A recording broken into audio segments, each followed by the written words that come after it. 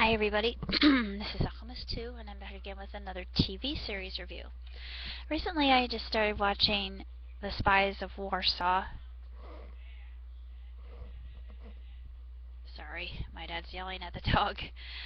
Um, and honestly I thought that David Tennant was superb as usual. I thought that he fit into his role of Jean-Francois superbly.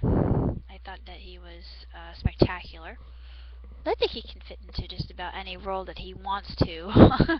Honestly, he's played the Doctor. He played Charles Darwin in the Pirates Band of Misfits, which I absolutely adored him as Darwin because I think that he really played the role to a T. And I feel that in Spies of Warsaw that he plays Jean-Francois beautifully.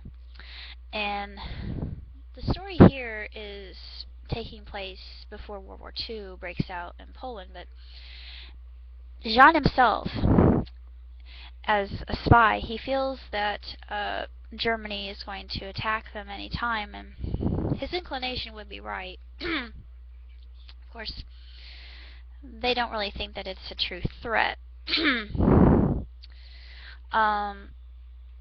There are lots of events already happening with the Gestapo on the lookout for people involved with espionage, and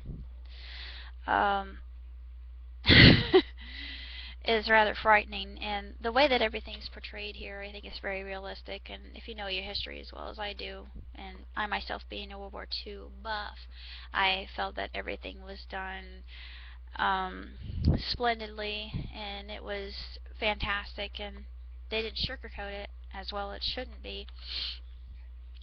And in the very beginning of it, we see that Jean-Francois is getting information from another contact named Herr Uhl, who has this blueprint of a tank, and it was something that was meant to be kept under lock and key, but even in that secret world, it's really not so secret. Everybody knew everything and what everybody else was doing.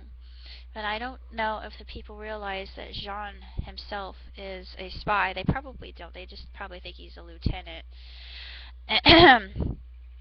Having served valiantly in the Revolutionary Wars that he did, under the King's service, he still has his ring from that, and that's very rare. He's probably a unicorn in that aspect, but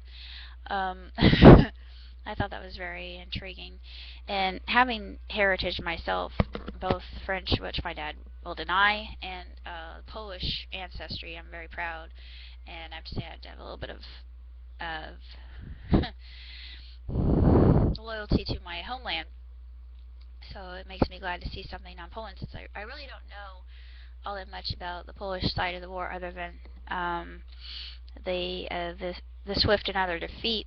Other than there's a really good book, I don't know if you've heard of it before, but it's called No Greater Ally, and it was written on the Polish Air Force, and they were the best Air Force, and they actually helped us win World War II because they were very adept at flying their planes, and they had a better radius than a lot of the Zeros did, and the German planes didn't have that turning radius either.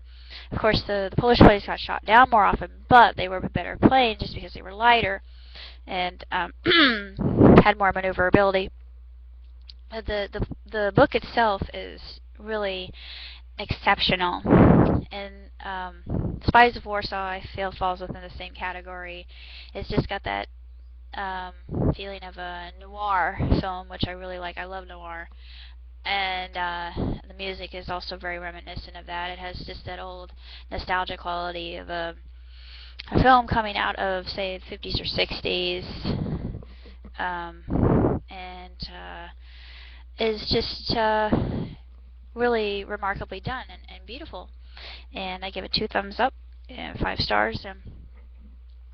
Mr. Tennant, I think, is just a fantastic character, and he's very fascinating. He is going into his missions knowingly knowing he's risking his neck for the French and for Poland as well. And he does what he does, and there's a new kind of dynamic that's added to that that makes his life a bit more complex with Anna, and I won't say what that is, but it makes him all the more human, I believe, and relatable. And I was watching this, and I looked at Dad, and I said, Dad, I don't know if there's any way I would want to be a spy, because you just never know whether you're going to come out of the mission alive or not, and who can you trust? It's just, there's no safe place within the realm of espionage, and it's just frightening. It's petrifying. But I really think that Spies of Warsaw is exceptionally done, and if you're a fan of David Tennant, I'm sure that you'll love it. If you like World War II as much as I do, then you'll eat it up. Because I found it very engaging and entertaining, even though it is a bit slow at times, but it's really, really tremendously done. I think it's exemplary, and it deserves the highest accolades, and I can't wait to see the next episodes that are going to be involved with this series. Recently, mentioning thumbs up that I gave earlier, I wanted to give my own special send-off to Roger Ebert, who passed away, and I just had a feeling that he would, but he was one of my idols, and Siskel had died, quite a while back.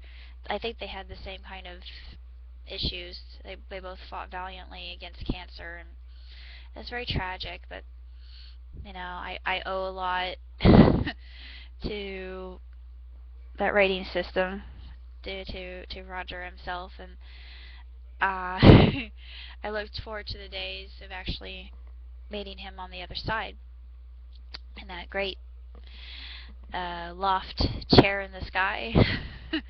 The balcony, I should say, the great balcony chair in the sky.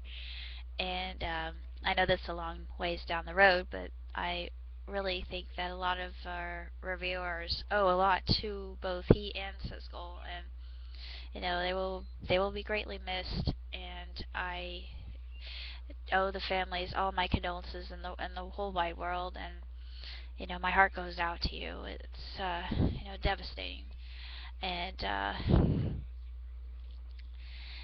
from now on it'll be a little less of